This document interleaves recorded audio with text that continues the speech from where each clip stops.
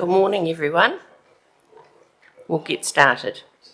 So welcome, everyone. The first Strategy, Growth and Planning Committee meeting. Councillor Johns, we've started. So welcome to the first meeting for, for this year for Strategy, Growth and Planning. I'll just open us with a karakia. Hoia ke uta, hoia ki tai, hoia ki te kota he tanga o tātou katoa.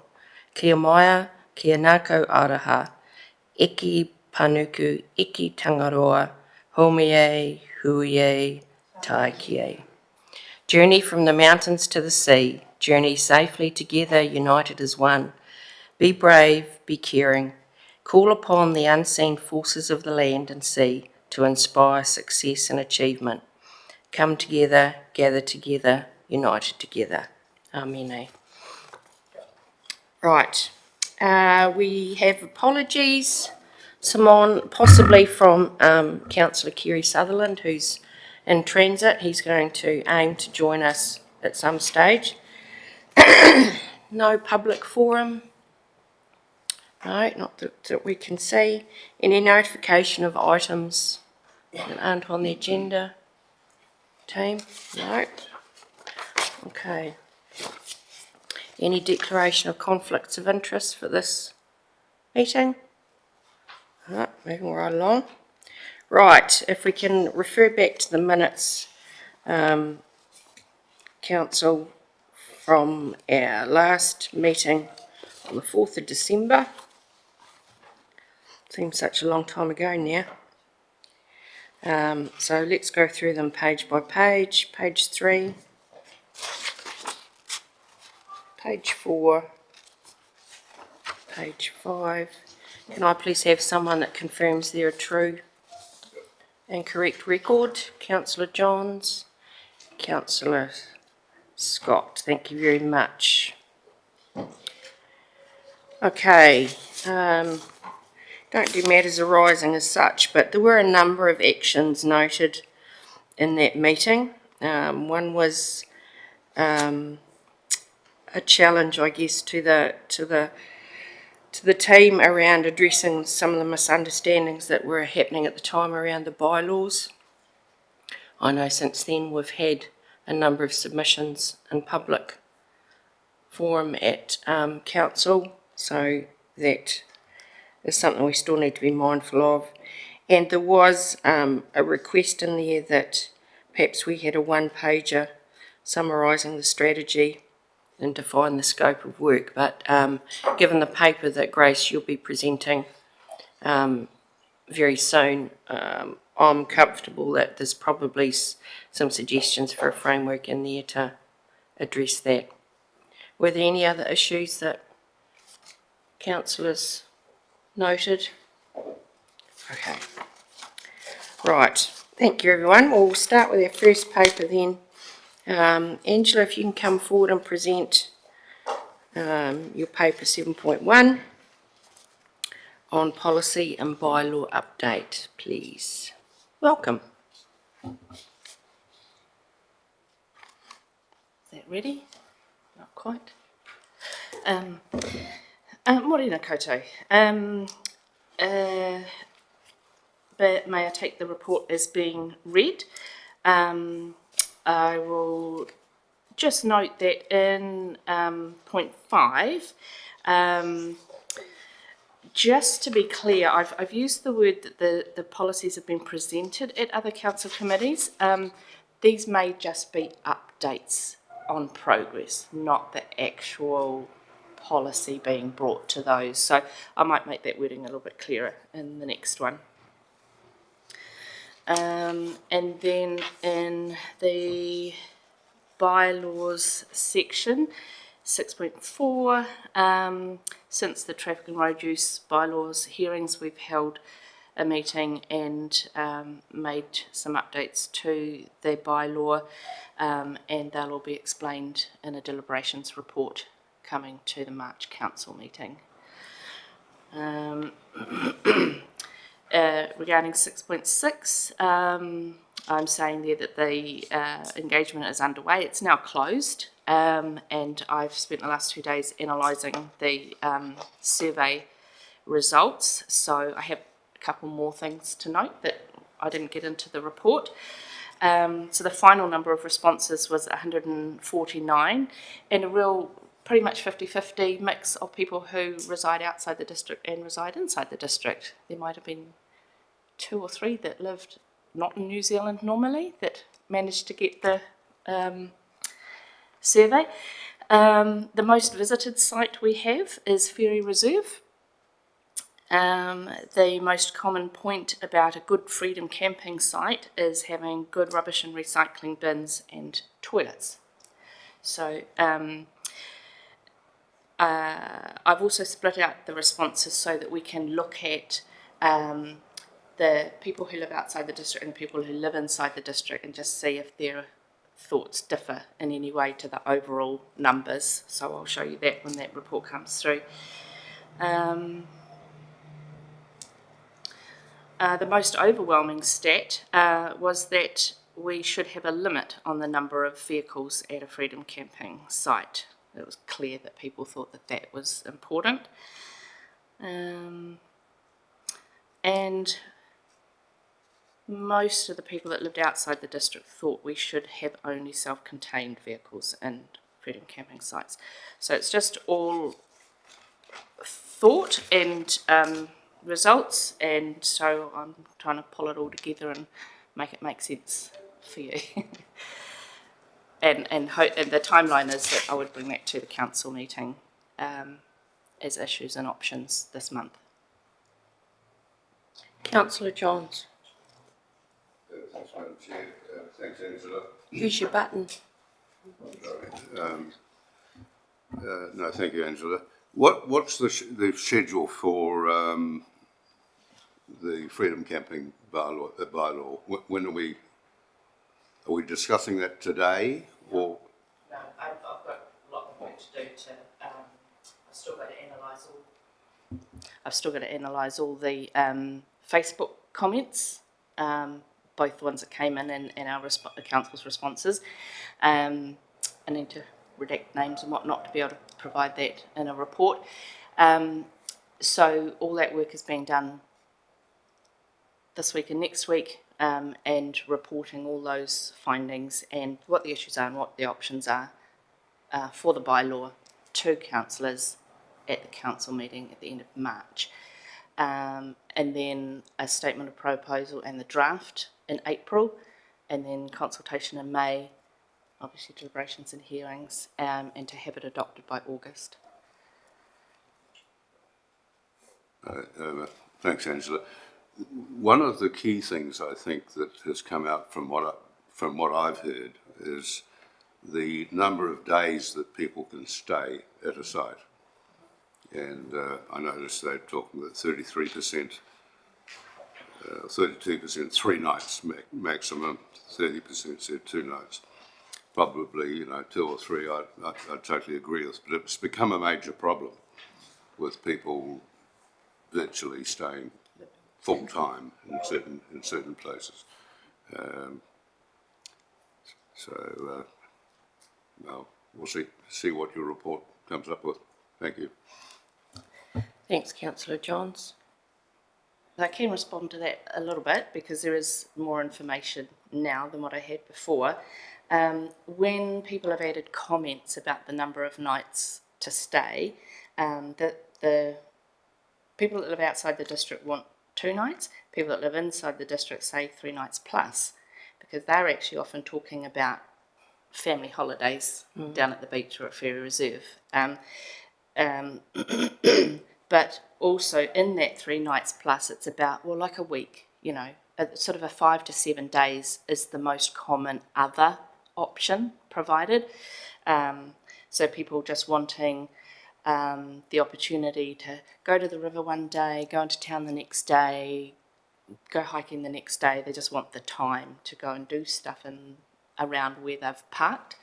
So, just the comments add some context to why people are choosing the dates.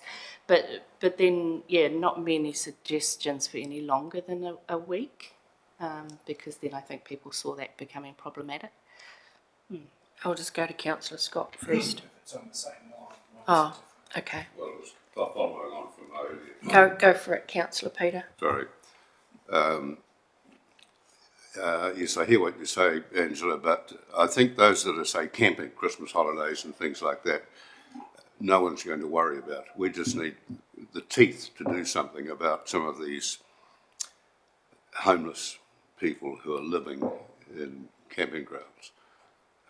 And/or there's one currently parked up in the council car park next to the eyesight. And it's been there for some time now. And currently we can't do anything about it. That he's parked there semi-permanently, getting free Wi-Fi and using the toilets at the back and so on. Those are the ones we need the teeth to do something about. And I think 3 days is ample. I'm sure we'll get an opportunity to debate But the ins and outs once we've got this full report. So, Councillor Scott. Do you want to turn your Peter? Thanks, Chair Sharon. I just wanted to ask on page 11, the first policy in blue is the asset disposal policy. It still is sitting there in draft and to be confirmed for the review timeframe. Just wondering if we could get an update on when we might see or when that policy might be completed, please. So asset disposal, did you say? Right. I'm catching up with the team. We have written it and reviewed it, and the team are meeting again this Friday to just go over everyone's thoughts and the changes that we thought that we would make to it. Because I've been bogged down in Freedom Camping, I can't remember what the timeline was. Asset disposal. Where was I taking that to? ARC? No, I can't remember. I can't give you a definitive date. This month, I hope. Finance and performance Thank you. I'm having trouble finding it.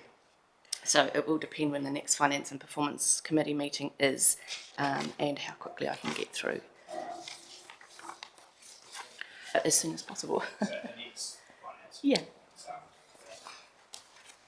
So, Angela, I noted, we've moved into the discussion around the policy schedule, which goes to, the work plan of this committee and all of the other committees.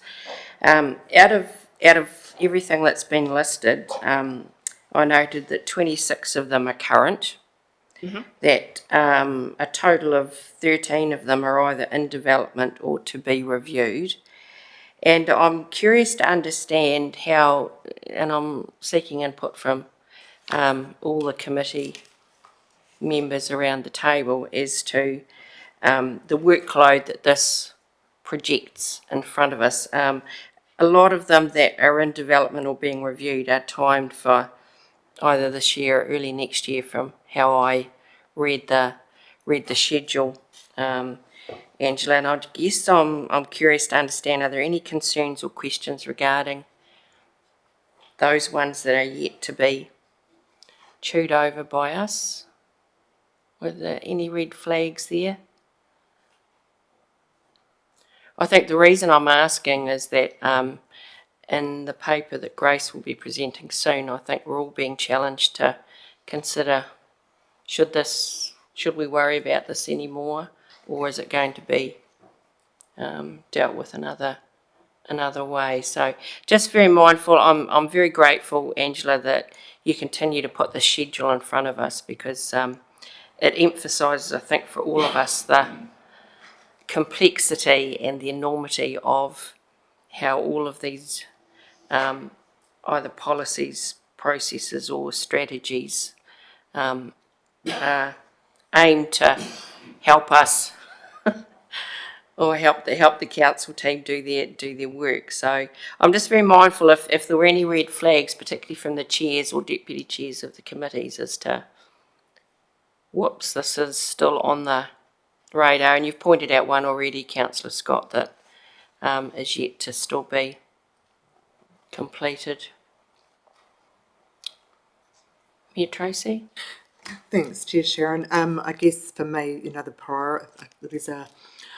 for me, it's around a prioritisation of these policies and, what is really going to make a difference where that work should be. And I know, there's a couple that have got some priority for me. So I'm looking forward to seeing those ones and being able to make that difference. Have there been any barriers to you being able to get some of these over the line, Angela?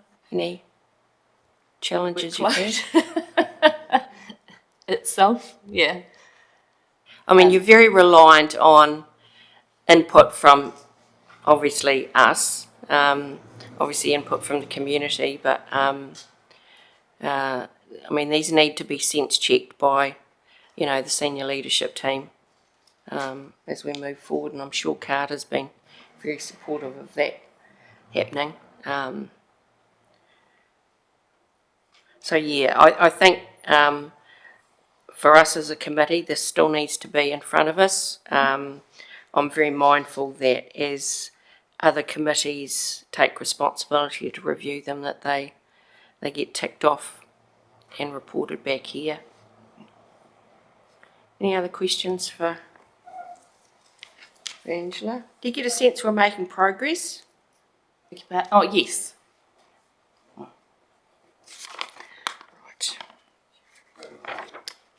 Councillor Peter? Thank you, Chair.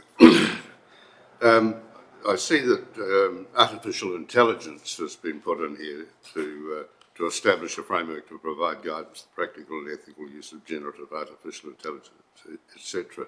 Is that a new thing? Is it? Don't recall seeing anything like it before. It's relatively new, like a few months. It's been in place for a few months, I think. And it's a bit of guidance at this point because AI is new, and the working group that was that created the policy, and we've been all looking at how it gets used, what it gets used for, what other councils are doing, what all the risks are, and so it's just a bit of guidance about how, yes, use it, but don't, use your work credentials and things like that. So the security and privacy are the big risks that we're concerned Thank about. you. Any other questions for Angela? Thank you for what you're doing, though, Angela. As I said, it's really important that we keep an oversight on that key area of work. So thank you very much for that. Any other questions before we move to Grace, please? Oh, here we go. Sorry, Carter. Thank you, Chair. I just wanted to highlight page 15, please, the engagement calendar. So that's something that's sort of new initiative that we are introducing, and that's really to give you visibility of all the public consultations or public engagements that are going on. This is maintained by the comms team, and what I also would like to do is for each engagement is to present you with the comms strategy for each engagement that we are doing. So, but it really is, I think it's very important for you to see what kind of engagement we are doing and when. And as you can see, there's quite a lot happening between April and May. Yeah. Thank you. Thanks, Carter, for highlighting that. I had written down that there is a bit of work going on over the next few months. Any questions on those timeframes before I ask someone to come back to the recommendation at 1.1? That the report from our policy and planning advisor concerning these updates be received. Can I please have a mover? Councillor Peter, seconder Councillor Long. Thank you very much, everyone. Right, I'll invite now Grace to take us through her paper on the strategy update 7.2. Welcome, Grace.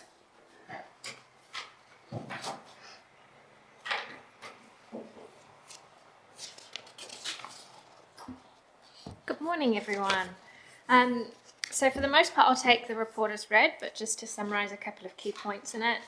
Following on from the previous SGP and the adoption of the updated district strategy that's now on the website, the work programme that highlighted the development of the strategy register has been completed, and now the work from that is then to identify what the next steps are. So some of those are highlighted there in terms of finding out whether all of those strategies and plans that we've currently adopted are relevant, aligned to council activities, and whether they need to come before council for a decision on either what the next steps are regarding that, whether it needs to be updated or removed, or it's a one-day work towards it kind of plan. So I've highlighted a few in there in terms of things like the economic development plan, the housing strategy, and so future work needs to carry on looking at those to develop a continued framework for how we're going to manage those strategies and make sure everything remains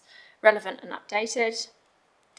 As well as that, identification of a possible new strategy to guide decision making, particularly around land rationalisation, so that decisions being made in the facility space, especially as we go into actioning the land rationalisation, is guided by a strategic framework and a higher it's being guided by it's more strategy driven rather than making decisions without a framework to guide why we're doing what we're doing in terms of divesting of property or things like that. I've also included in there just an outline of what's coming up in terms of submissions for central government. Obviously, Peter Wimsett is normally the one responding to those, but given he's very busy with Local Water Done Well, I thought I'd just provide an update so you know what is going to be coming up, to flag if there's any points that you would like prioritised in terms of submissions going forward. And then lastly is looking at the performance reporting. So next steps are around developing the dashboard so that management reports can be more streamlined and useful coming forward for councillors. And just an early heads up on a future legislative change in terms of reporting that will come through later on in the year that will likely change how we need to be collecting information. But very early, we don't know the details of that just yet. Excellent summation, Grace. This is a very grunty report, and I in particular have a number of questions, but I'll open the floor before, perhaps if we work through, chunk by chunk, it might be a slightly more practical way of approaching this. So do we have any questions, concerns from councillors regarding the item number 2 in your report strategy? Councillor Scott. Thanks very much, Chair Sharon. Great piece of work, Grace. Thank you. I really enjoyed reading this, and I think what jumped out at me is, I suppose, a bit of a wonder from me of whether we have too many strategies, which are great and they're all done for the right reasons. But I think you articulated quite well what was sitting in the back of my mind. If we're not monitoring them or actively pursuing them, should we have a look and see, do we actually need them? So I'm really, really grateful for that, and perhaps a look at, can we simplify some of them and make sure what we've got in place we are actively focused on delivering. I think it is a little bit further down, Madam Chair, but it's very related, and it's the performance reporting piece, which I'm really excited about, Grace. I suppose one thing that jumped front of mind is I'd hate for that to become an industry in its own right, because we have so many strategies sitting there, spending too long finding a way to monitor them without delivering them. So finding that balance for me would be really important, that it's good, clear, simple, and we know how we're tracking. From your perspective, though, Grace, what do you think our next steps should be when we're looking at our strategies from a strategic perspective? And I think you've kind of covered it a little bit in there, but how should we tackle this? What do you think we should do? I think my thoughts are that it should be as streamlined as possible to what council is currently focused on. And so having, things like the housing strategy are great when we're in an environment where we can action it. Yeah. But when we're not, it's just almost another document that the officers managing things like pensioner housing are wondering what they're meant to be doing towards it. It's on the website as something we're working towards, which one of the actions out of it is something like, I think in 2026 more units are built, and it's not accurate of the current environment. And so I think both the strategies and the plans we've got that direct some of those strategies need to be streamlined and relevant to what we're doing. And our current economic climate is just not supportive of a lot of them. And so streamlining the strategies we've got to really focus on what we can achieve, and also making sure we have relevant strategies in place that we don't, so that when it comes to decision making around things like the land rationalisation, that's being actioned in a way that might actually have future benefit down the line.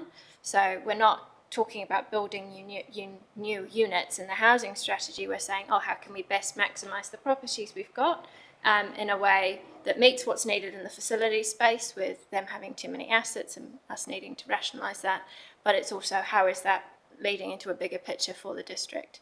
So a much more focused view of how we develop strategies and how we manage the ones we've got going forward. Fantastic. Any other questions around point number 2? I've got a few, so I'm just checking. Councillor Mike. Through you, Chair. Just 2.4.5, civil defence. I just look forward to the report coming back from that, because I think in the last year or two it has performed quite well. But I see here it was over a 9-year period. So I look forward to that. Thank you.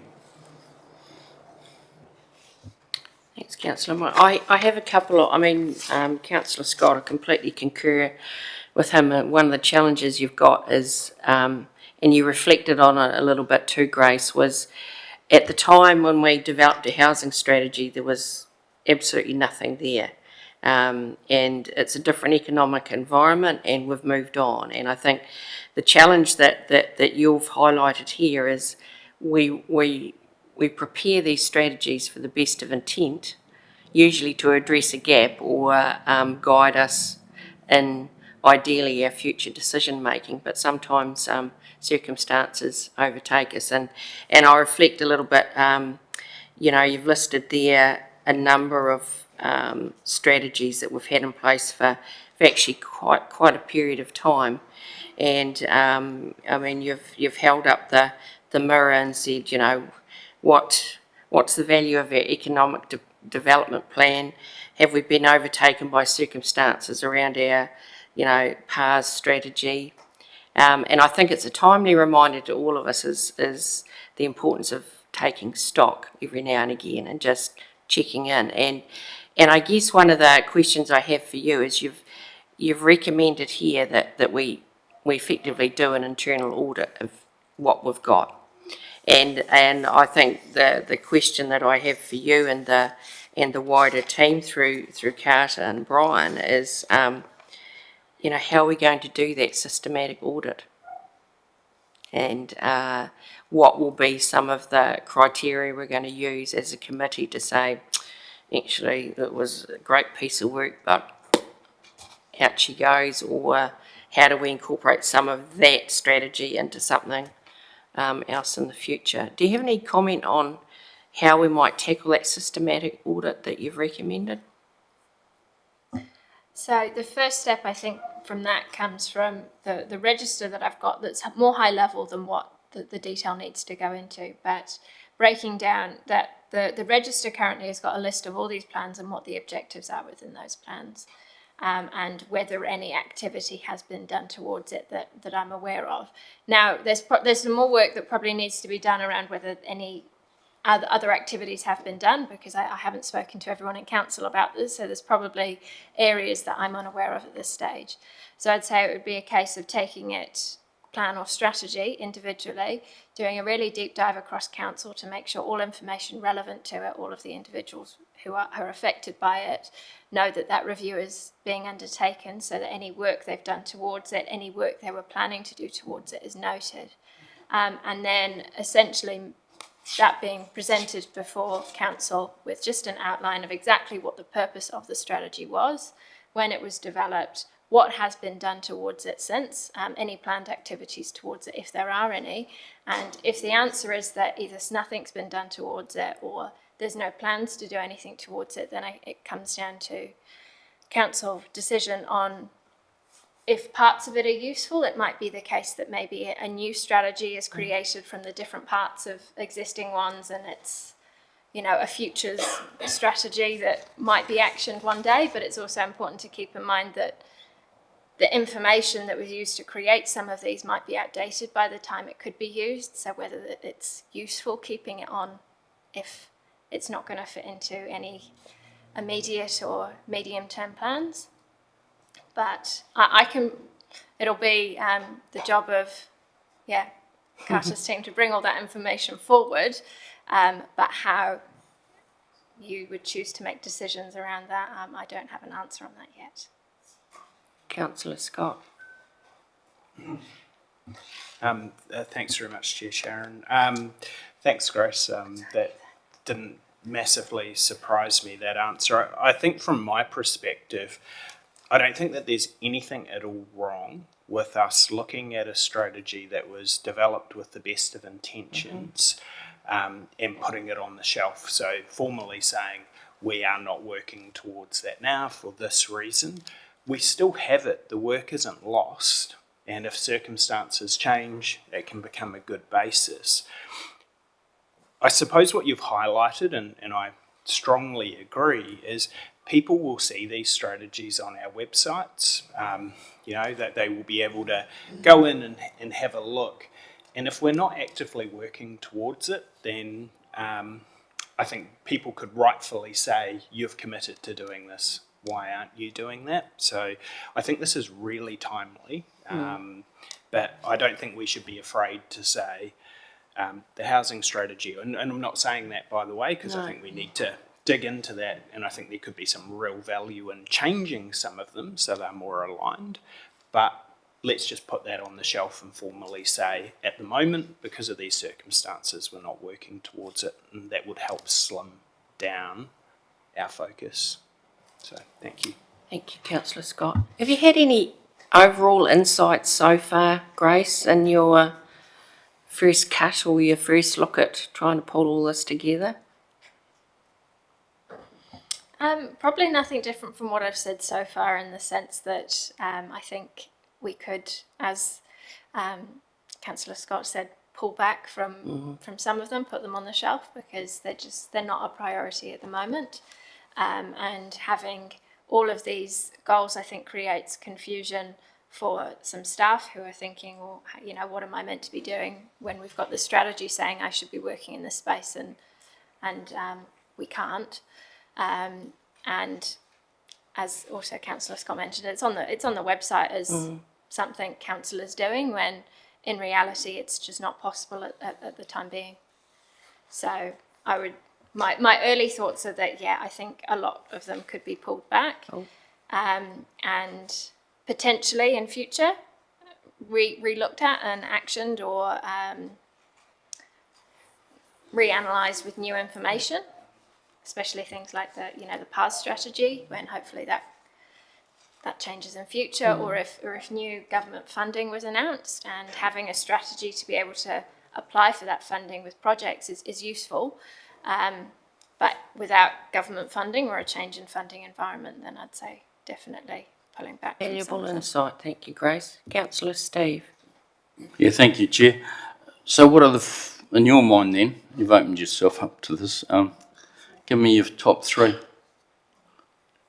You're going to park some on the shelf. What are the top three that you'd say, right, this is what I want to keep, this is what I want to really deep dive into? In terms of keeping, obviously the district strategy is the guiding focus, and that's the one that's had a lot of emphasis on it. I don't know about a top three, but where I see ones that really I don't think have got much relevance, the economic development plan, that's outdated for one, and also obviously economic development is very pared back. So I'd say that's definitely one that I don't know. I understand the relevance of that in the current climate. Likewise with the housing strategy and the visitor and walkway, cycleway strategy. Are the three kind of obvious that they're great to have for the district, and it'd be fantastic if they could be actioned. And they're great strategies in terms of the content, but just not economically feasible at the current time. Good answer, thank you. Thank you. Councillor Peter. I got I am to you. here. I know, but you're my spotter. Yeah, well, thanks to you, Sharon. Yeah, and thanks, Grace. But I tend to concur with Councillor Gilmore's comment that we look at these strategies. You know, the walk and cycle strategy, for example, is another one. I was going to mention economic development as well. Yeah, if people look on our site and see we have a strategy, they'll expect something to happen. You know, these are often wish lists, and short of government policy changes and funding, that's all they will ever remain in many cases. I don't know how we get around that, whether you exclude them from strategies, because a strategy suggests you're going to do something. What you might call them, I don't know, but I think we need to be careful because we just could set ourselves up for criticism.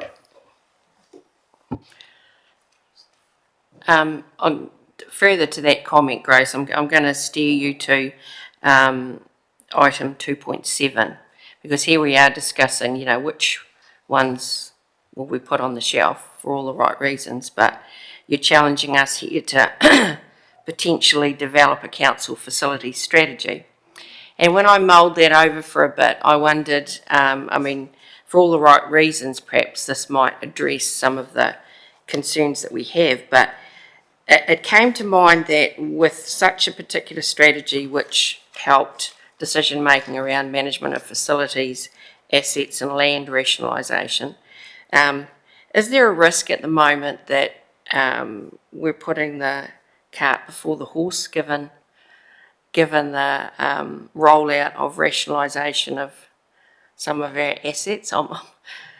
I'll be interested in your insight as to, oops, we didn't actually have a strategy to help us guide some of this decision making. Is it something that we need to ensure we cover off that gap, or what are you recommending there? Right now I've put it as something to explore. Right. In an ideal world, I think it would have been great to have that prior to starting the land rationalisation. Obviously, you know, we're not in an ideal world. Not everything happens as perfectly as it should.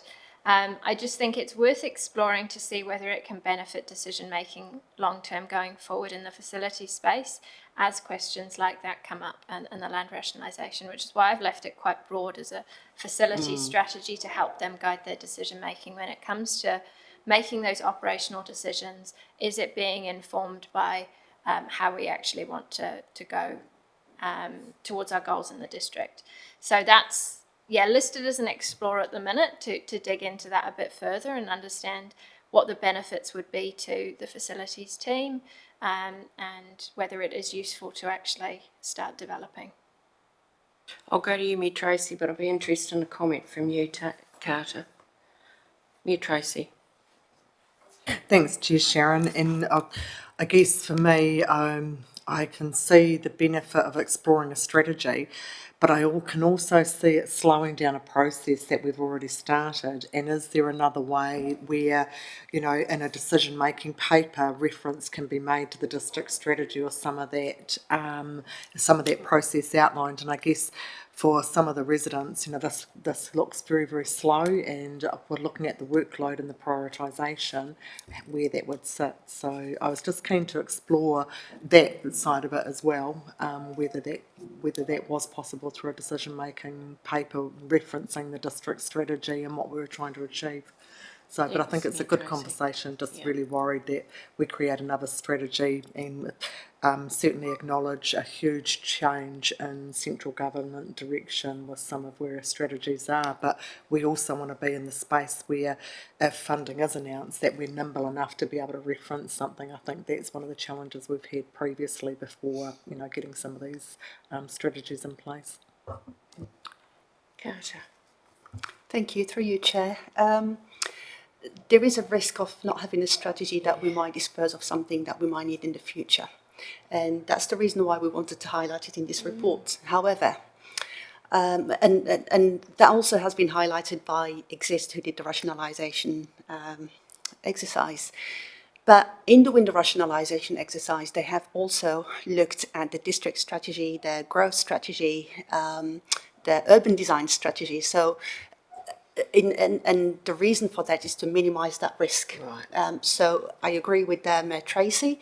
It might slow down the process. We've gone ahead in our process of the rationalisation, but nevertheless, it is really it is recommended to have a strategy in the future if we are going to change. Even, for example, if we change the operational model for our swimming pools, for example, or camping grounds, we need to be guided by a strategy. So we're doing it for the entire of the district. We're not treating each asset or each area individually. In isolation. Thank you. Yeah. No, wise comment, Carter. So I think what you're suggesting is the right. There is obviously we still need to get things done, and but I think it's a wise suggestion that you've placed there for future decision making. Where that ends up in our priority as part of the workload will be advice from you and your team, Carter. Any other questions through item number 2, Councillor Scott? Thanks, Chair Sharon. Sorry, it's been touched on, but it was about the performance reporting, so it's going sort of down towards the end of item 4. I can wait if you'd rather. Yeah, I thought if we just take it chunk by chunk, because I have some issues there too, so is that okay? So no further, for dear Grace's sake, let's try and... No, nothing further in item number 2 from any councillors. Item number 3 around the submissions. There's plenty going on, isn't there, Grace? I, for one, have looked at the white ones. The red ones are done and dusted, is effectively what you're saying. The white ones, you've indicated the council has the opportunity to provide input, but, which ones? Because... there's a big long list there, and also the upcoming ones you've highlighted, preparing well in advance for some of those. Is there any view from any councillors around what might be of interest or importance for us to? I've picked up a couple, but I'm curious to understand from others. Because the question that lies on the table is if we were to prepare submissions on any of these particular bills, who's going to do it? Brian's got his head down when I ask that question. So, I'll kick it off. I was curious to see that, the local government water services bill, it's really going to be addressed in other ways that we're looking at. I'd highlighted the Constitution Amendment Bill for a 4-year term and the comments that's being proposed from Taituara is that we should be arguing for local government to be the same. That will no doubt cause plenty of interest. I'd question marked the impact that the Building Act Amendment Bill, which is at the bottom of page 22, everyone, what impact would that have on us? Maybe through to you, Brian. Is that an important thing that could have an impact on us? Sorry to put you on the spot, but there's a big long list there. I thought, what's going to affect us? Good morning, everyone. Through the chair, I think this one's got to be high on that priority list to be all over. I think there could be quite reasonable impacts in terms of how they shape this. They are looking for standardisation across councils and obviously also looking to transfer some of that risk from BCAs back to appropriately qualified builders, that should you show that you are good and you've adhered to rules, then you can have a more lenient type pathway. So understanding what that impact would have on the BCA, Building Consent Authority, will be important for us. From what I know about it, and particularly I don't know a huge amount, but I have sort of kept briefly up to date on it, is that likely to be benefits to the community through that, but it's around that risk to councils, insurance and other aspects of who's generally councils have been the last person standing. What does that mean to the building industry? Should they be the last man standing, or there's no one to actually go ahead and chase should there be an issue? There's still quite a lot of questions to ask, but yes, I think that one is of high importance. Thank you, Brian. Appreciate that. Councillor Scott. Thanks very much, Chair Sharon. Thanks for that, Brian. I agree with your comments on that. Minister Penk, when he was in Dannevirke recently, alluded to some of the changes that were happening. I do note, Taituara and LGNZ will be, they have policy teams. They will be looking at all of these from a wider sector perspective. I would caution us against doing too much on them until we see the submissions that come through from those two that we pay to be a part of, to represent us. There could be some that perhaps we don't 100% agree with their submission. There might be specific things that impact us in a different way. I think that would be the smartest way of tackling it, of just focusing on those issues, but reading the work for the groups that we're paying to be a member of first. It's incredible the amount of legislation that's coming through. And I think we're going to be even more shocked as this year carries on, how much will be. So I think we could literally employ a huge team of people just to be doing that, but would end up coming up with very similar submissions to LGNZ. I'm going to go Mayor Tracy and then come to you, Councillor Mike. Thanks, Chair Sharon, and I guess mine was just following on from Councillor Gilmore's comments, and I think we're sitting on that submissions team. We do pay those organisations, and that's where we heavily lean in on Local Government New Zealand. One of the challenges we've had in some of the submissions that we have made is by the time those submissions are ready to be shared with us, we're under sort of that 24, 48 hour time pressure to gather as a team and assess that and have a look. And I remember one that we did through I think on some of the fast track legislation where we were all working quite tight, so it's really picking out what we want to do that too, and understanding the pressure that we'll be part of too in submitting, and where we can make that influence and difference. Thank you, Mayor Tracy. Councillor Mike. Through you, Chair. A couple of things. How long has this been in place with the council? And the other thing is, do we have to trigger the significance and engagement policy for these, or do we go through all of them? And the other thing was I would be questioning the resources we have to implement some of these submissions, because we're, particularly with our chief advisor is involved with water. I don't know if we'd have the resources to complete some of this. Do you want to tackle that, or you? Yeah, I don't actually know in terms Well, of I'm comfortable in answering the first part. I mean, the time that I've been on council, Councillor Mike, there's always been an awareness that these changes in legislation, we've always had the opportunity to be able to submit.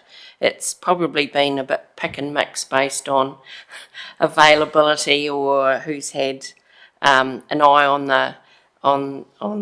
the future, as it were. I mean, we've had advice from Malcolm, we've had advice from Peter over the years regarding whether or not we need to be involved in this. I think that the reason you're seeing it in its totality today is the request from our team to basically give us a snapshot of where we're at with what is going on in our wider environment. And I'm sure Brian will make a comment around devoting resources to be doing this. I guess for me it just highlights that there are a couple of those things way into the future, well not too far into the future, that will be coming down that pipeline that will impact on how we work here. So do you want to add to that, Brian? Yeah, thank you, Chair, and yeah, fully endorse what you just said there as well.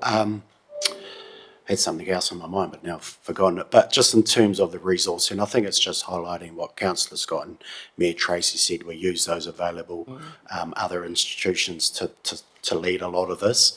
But if we disagree with them, which we all have the right to do, then we could make a different submission. I think it's looking at prioritisation in terms of those that will have the highest or biggest impact. For example, the building change will have a big impact to us, and maybe we could influence some decisions around that. So influence again is another factor. And I did remember what I was going to say. Now I just think the reason why it's sort of coming to your attention more is probably the quality of the report that you're getting as well from Grace and the team to highlight this as an issue as well. So it's probably one of the better reports we've had in terms of this and bringing this to the committee. So yeah. Well said, Brian. Thank you. Mayor Tracy. Oh, do you want to say Apologies, Chair. We also submit through, and I notice the CEDM bills here, but the Joint Standing Committee will submit on behalf of all councils on some of those, as well as the Regional Land Transport Committee, where our officers feed into those submissions. So there is, there are submissions that we do take part on which don't require quite so much resource, but we are certainly having influence in those spaces where we can, but just saving that workload. So apologies, we did one yesterday at Regional Land Transport. Thank you, Grace. I think you've been well acknowledged for the ability to put all of that in a couple of pages in a table is certainly very telling. Any other questions around section 3? I'm pretty sure there's going to be some comments in section 4, so more than happy to move on to which is on page 26, team. Right, I'll open this up. Councillor Scott. Thanks very much, Chair Sharon. I did just want to touch on the performance reporting in general side, particularly 4.1 in contrast with 4.3, which is where you very rightfully point out the future legislative changes that have been signalled originally by the former Minister of Local Government, but it seems that will be continuing. I suppose my concern is if we spend too much time in the 4.1 side of working on refining and improving our performance reporting, which I generally welcome, we don't know what the government is going to expect of councils. They've made it very clear that they are concerned that councils report things all in a slightly different way, so we're going to have standardisation, which I think is a great thing. Do we have a risk if we're spending too much time working on our own performance reporting to then have to do it a completely different way, or is there a bit of a lens on getting the information right so it makes it easier to comply with future legislative changes? Through you, Chair Sharon. There is a slight risk, you could say, because we don't know what's going to come from those legislative changes on performance reporting. But I think some assumptions could be made that on the key things that councils currently report on and have to report on, and every council reports on, they're going to stay around. And it might just be either how we convey that information. So a big part of it is transparency, and some councils have got their performance measures on a page on the website, others don't. It can be harder for communities to see it. So a big part is getting it on DIA, from what I understand, so that it's easy for anybody to go in and see how different councils are performing. So my guess is there will be some assumptions that can be safely made on the type of information that's still going to be relevant. But then a focus of changing on how we were collecting information, and I do have to say it wasn't able to be taken to ELT in the most recent meeting, so it'll be going in the next one for that direction, is that the information we collect, yes, might be changed down the line by what central government states, but it's also what is going to be useful for activity managers in guiding their activities, and what is also useful for councillors and elected in being able to determine different service levels or direction setting as you go into the next LCP. And so changing how we collect that information in a way that's most usable is still going to be, I think, a valid effort and won't be wasted, even if, say, some of the questions have to change or some of how it's reported has to change down the line. It will still allow for the information we're getting to be as useful as it can be, so that it doesn't get lost in just collecting information that doesn't have any influence on those service levels, that's not useful for activity managers, or the reports come to elected and they're not seen as credible information. So I think it's still got some real value in changing. And it's just to be aware of and keeping a really close eye on what we find out from that systems improvement bill, so that any changes, as soon as they get announced, we can start actioning into the performance reporting for council. Carter. Thank you, Chair.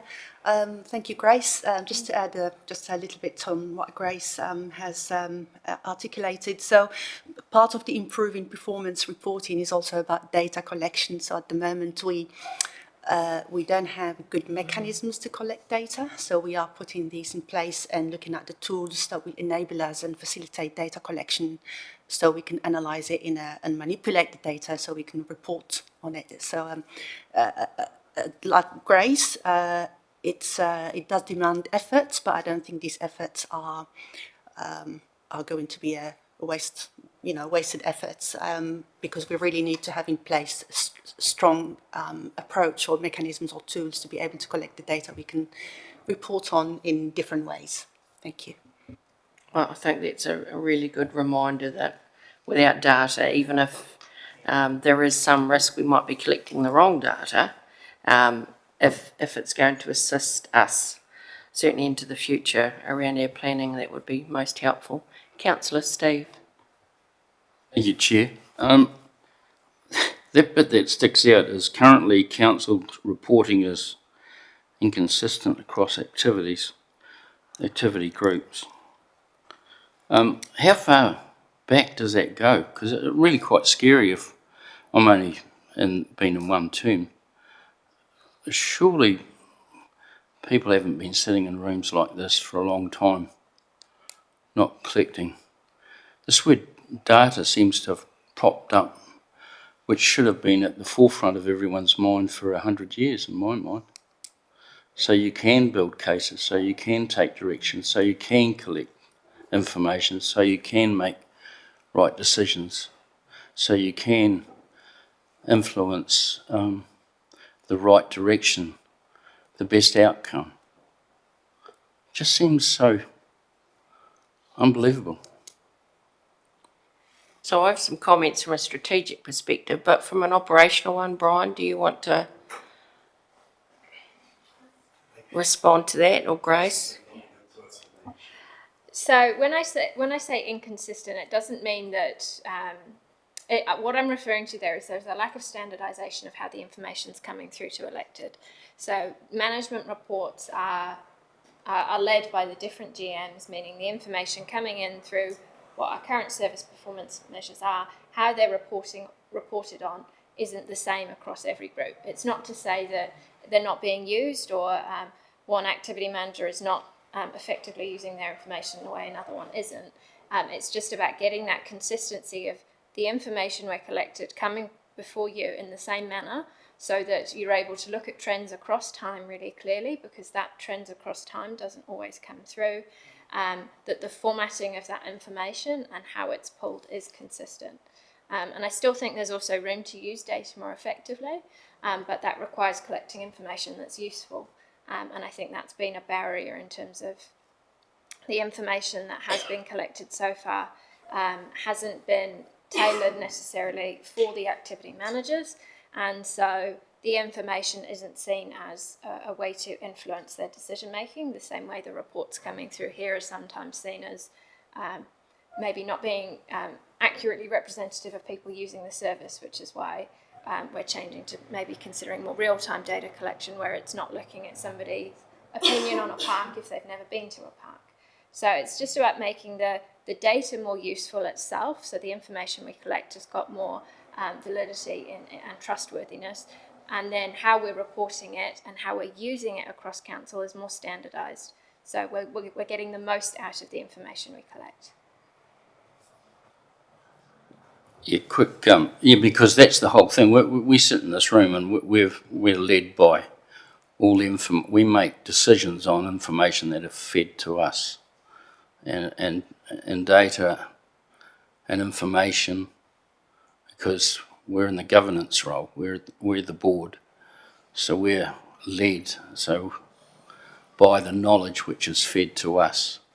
So this is paramount.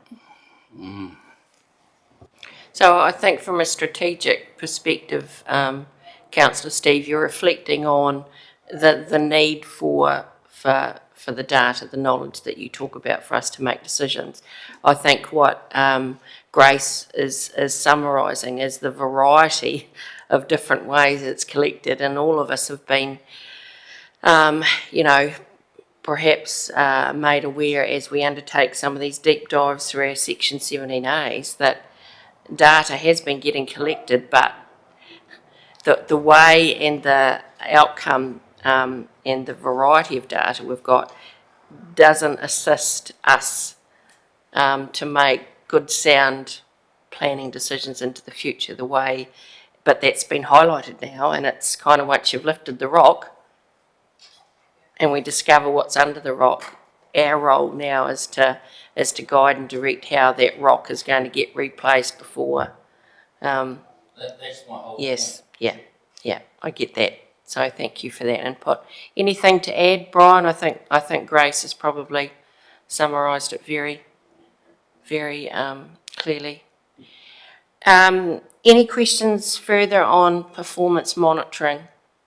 I have a few, but just want to check in. I think you've offered us up a challenge here, Grace, which I certainly really appreciate, and there is an element of going from 4.1 to 4.3 where you've identified, look, it might not be bang on with what DIA are going to come up with into the future, but it is in our best interest to tidy up what our performance monitoring reports are like. I'm assuming that Carter and Brian will take that on board when it comes to working closely with the ELT to ensure some of that consistency. So when we say one thing in one particular area, it aligns with what is being reported and or done in another service area. So I appreciate that. I'm very keen to see what DIA come up with. I'm all for a consistent reporting format because there's a number of councils around this table who regularly look at other councils, and if we know what an apple is in the Clutha district, it should be the same as the apple in the Tararua district. So I'm talking about apples and pears, if anyone is concerning themselves about Sharon's gone off completely. So I think that chunk of work is challenging, but it's highlighting I think a real priority area that we need to be very mindful of into the future. Now, there was quite a few nods as we went round, and as we come to the end of this particular part of the paper, is there any other? You were doing quite a bit of nodding, Councillor Naima. I'm not selecting you out, but those that haven't asked any questions, is there anything of importance that you want to before I close the paper off? No, there's nothing. I thought it was an awesome report, to be honest, and there was actually no reason for me to question anything in it because I actually got a lot of the answers that I needed within the report. Fantastic. And from my fellow councillors when they asked to get some clarification. But I thought it was a great report, Grace, and one of the best ones I've seen. Thank you, Naima. I wasn't picking on you. I just want to make sure that I've covered off. Councillor Allison, anything? No, I'm the same. You're comfortable with that? Councillor Erina? I think you've got an overwhelming big thumbs up for this one. Grace, I think it's been a fine... Oh, no, Councillor Steve wishes to...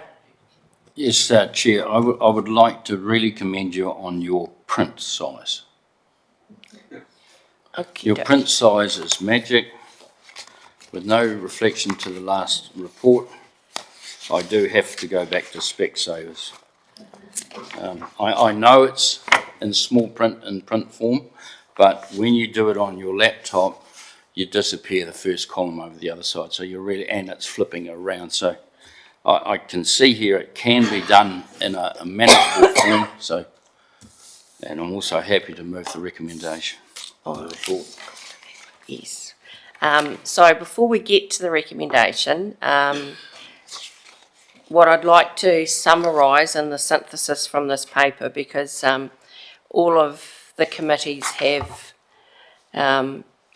challenged each other to summarise the content of our discussions and indicate that when this committee comes together in 2 months' time, what were the actions that we as councillors can hold up. So I've already warned Simon that I'm going to use this little strategy. So before we go to that final recommendation, I just allow me a little bit of a summary here, Grace and Carter, that from what our discussions have highlighted out of this paper, the actions that I would, on behalf of the committee, like to see reflected in the minutes.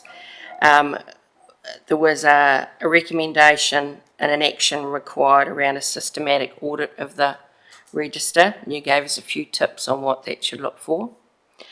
There was an action regarding, you've entitled it Exploring a Council Facility Strategy, and so the action required there is, have we got an update on exploring? If not, that's fine, but just to leave it there on the table, Carter.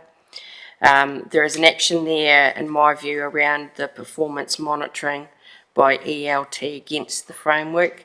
Yes, we've talked about keeping it simple. We've talked about making sure it doesn't include irrelevant issues, and if we can in any way streamline it, how might that look? So that's number 3 at this stage, Carter. My final one, and if there are any other actions, please, councillors, now's the time to speak up, is I would appreciate an update on the impact of the DIA introduced dashboards, and that might be a timeline away, but I think those were 4 key actions that I would like to ensure come back to this committee, Simon, in terms of a timeline, but also in terms of who's going to be reporting on that.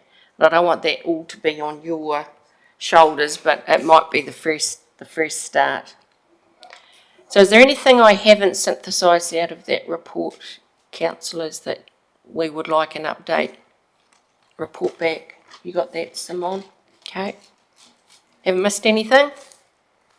Right, with that in mind, Brian is waving his arm. Does that mean something? I'm getting to that. Okay. I want to finish off the formal part first. So, Councillor Steve has signalled that he's happy to move the recommendation that we accept this paper that Grace has prepared around the strategy update. Do I have a seconder? Councillor Scott. All those in favour? Aye. Right, that's the formal bit. Now gets the informal bit. So, Grace, I understand this will be your last Strategy, Growth and Planning Committee. I want to, on behalf of the committee, and I'll open it up, I just wish to acknowledge the amazing difference that you have provided to the workings of this committee. I think it was pretty clear to you when you were first employed that I love strategy.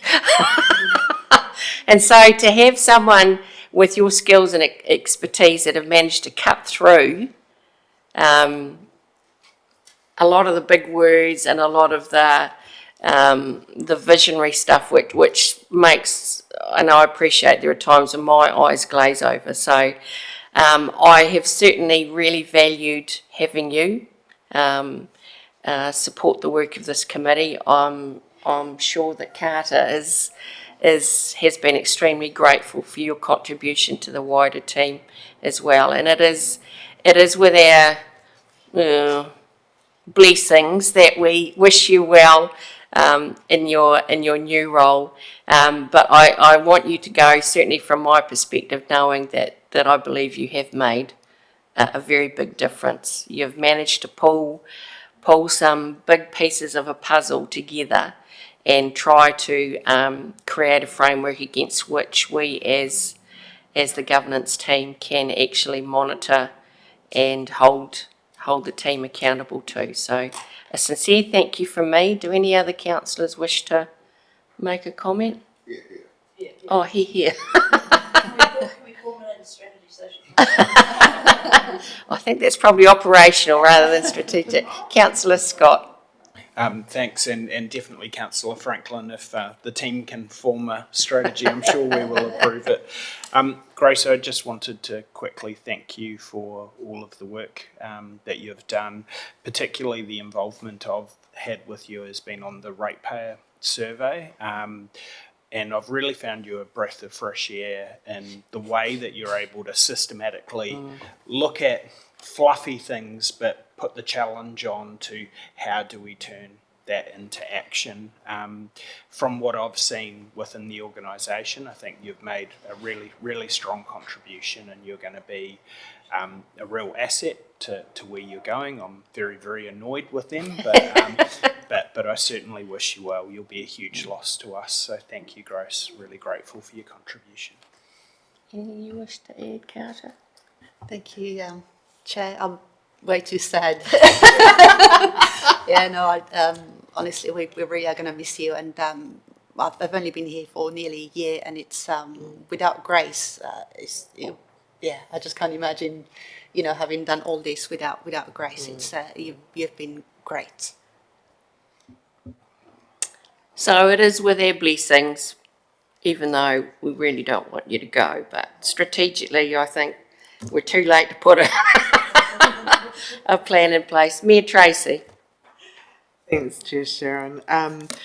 Grace, you've left a lot with us, that you played a huge part in our district strategy and our performance measures. So as we go forward, we've got a lot that we'll always remember by, and I hope you're really proud of everything that you've given us here. You've got an incredible amount of skill and talent, and I'm still pleased that you'll be in the district and we might be able to tap on your shoulder as well. So just brace yourself for that. So wishing you all the very best always, but thank you. Councillor Steve. Thank you, Chair. Yeah, Grace, I really enjoyed your time. I wish you well in the future. I only wish you worked on a retention policy. But anyhow, I'll leave you with that. Go well. Thanks, Steve. Right, on that note, everyone, unless there's any other further business which hasn't been notified and therefore I'm not going to include, I will call this Strategy Growth and Planning Committee meeting to a close. I'll close us with a karakia to bring us back. Kia whakaarea te tapu, kia wātea ai te ara, kia turuku whakatahi ai, kia turuku whakatai ai, huie taikie. Restrictions are moved aside so the pathway is clear to return to everyday activities, enriched and united. Amen. Thank you, everyone.